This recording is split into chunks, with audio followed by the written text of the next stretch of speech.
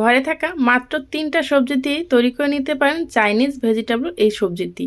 অনেকেই ঝামেলা মনে করে এবং পারফেক্ট হবে কিনা সেটাভাবে তৈরি করেন না। রেস্টুরেন্ট থেকে এনে নেন অতিথি আপ্যায়নে খুব চড়া দামে, কিন্তু খুব অল্প খরচায় কিন্তু ঘরেই তৈরি করে নিতে পারেন রেস্টুরেন্টের মতো একদম পারফেক্ট। তা চলুন আজকে এই রেসিপিটা আমি কিভাবে তৈরি করলাম সেটা আপনাদের মাঝে শেয়ার করব। আশা করি আপনাদেরও ভালো লাগবে, অতিথি আপ্যায়নে আপনারা উপকৃত হবেন। এটা সাদা ভাত, পোলাও, রুটি সব কিছুর সাথে আপনি খেতে পারেন। প্রথমে আমি একটি কড়াই বসিয়ে দিলাম আর কড়াইতে দিয়ে দিলাম অল্প পরিমাণ তেল। এই ভেজিটেবলটা রান্না করার জন্য বেশি তেলেরও কিন্তু প্রয়োজন হয় না। দেখতেই পাচ্ছেন আমি কতটুকু তেল দিয়েছি। এখানে কিন্তু টেবিল চামচের 1 চামচের মতো হবে। সাথে দিয়ে দিচ্ছি 3 কোয়া রসুন কুচি আর অল্প একটু আদা কুচি।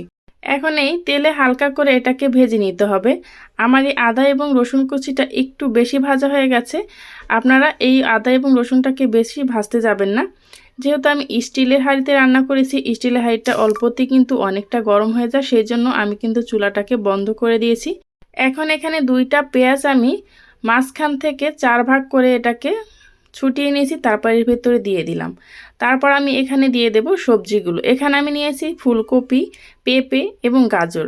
আপনারা চাইলে কিন্তু আপনাদের পছন্দ মতো যে কোনো সবজি ব্যবহার করতে পারেন, চাইলে এখানে যে কোনো সবজি বাড়িয়েও দিতে পারেন। এখানে আমি 3টা দিয়ে তৈরি করেছি, আপনারা চাইলে 4 থেকে 5টা এবং 6টা দিয়েও তৈরি করে নিতে পারেন। এখন আমি চুলাটাকে জ্বালিয়ে দিলাম আর মিডিয়াম আঁচে এই সবজিগুলোকে আমি ভেজে নিচ্ছি 1 মিনিটের মতো। মিডিয়াম আঁচে আমি এই সবজিগুলোকে ভেজে নেব। তারপর আমি এর ভেতরে দিয়ে দেব পরিমাণ মতো পানি। এই সবজিটা রান্না করার জন্য কিন্তু বেশি পানি দেওয়া যাবে না। এই সবজিগুলো সেদ্ধ হতে ঠিক যতটুক পানির দরকার হবে ঠিক সেভাবেই সেই পরিমাণে কিন্তু আপনারা পানিটা দিয়ে দেবেন। আপনারা দেখা যায় তৈরি বেশি করতে পারেন অথবা কম করতে পারেন, কিন্তু সবজিগুলো সেদ্ধ হতে যে পরিমাণ পানির দরকার সেটা কিন্তু দিয়ে দেবেন। আমি দেখতে পারছেন এখানে কতটুকু পানি ব্যবহার করেছি, একদম গায়ে গায়ে পানিটা লেগে আছে। এখন আমি এর ভেতরে দিয়ে দেব স্বাদ মতো লবণ, সাথে আমি দিয়ে দেব 1 টেবিল চামচের মতো সয়া সস। অবশ্যই কিন্তু সয়া সসটা দেবেন, তাহলে কিন্তু এটা স্বাদ একদম পারফেক্ট আসবে।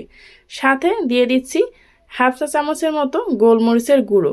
গোলমরিচের গুঁড়োটা না দিলে এটা কিন্তু টেস্টটা ভালো আসবে না, অবশ্যই গোলমরিচের গুঁড়োটা দিতে হবে। সবচেয়ে মজাদার এই রেসিপিটার 2টা কারণ হলো সয়া সস এবং গোলমরিচ। অবশ্যই এই 2টা জিনিস দেবেন, তাহলে আপনার রান্নাটা একদম রেস্টুরেন্টের মতো হবে। এখন আমি ঢাকনা দিয়ে রান্না করে নিলাম 5 মিনিট। 5 মিনিট পর ঢাকনাটা উঠিয়ে নিয়েছি আর 5 মিনিটে কিন্তু আমার সবজিটা প্রায় একদম সেদ্ধ হয়ে গেছে। এ পর্যায়ে কিন্তু বেশি নাড়াচাড়া করার কোনো প্রয়োজন নেই। এখন মিডিয়াম আঁচে একটু আরও 2 মিনিট আমি ঢাকনাটাকে খুলে তারপর রান্না করে নিলাম। এখন এর ভেতরে দিয়ে দিলাম কয়টা পেঁয়াজ কলি, কাঁচামরিচ, সাথে দিয়ে দিচ্ছি 1/2 চা চামচের মতো কর্নফ্লাওয়ার গুলে তারপর এর ভেতরে দিয়ে দিচ্ছি। কর্নফ্লাওয়ারটা গুলে দিলে কি হবে, যে গ্রেভিটা হবে একটু ঘন ঘন, একদম রেস্টুরেন্টের মতো।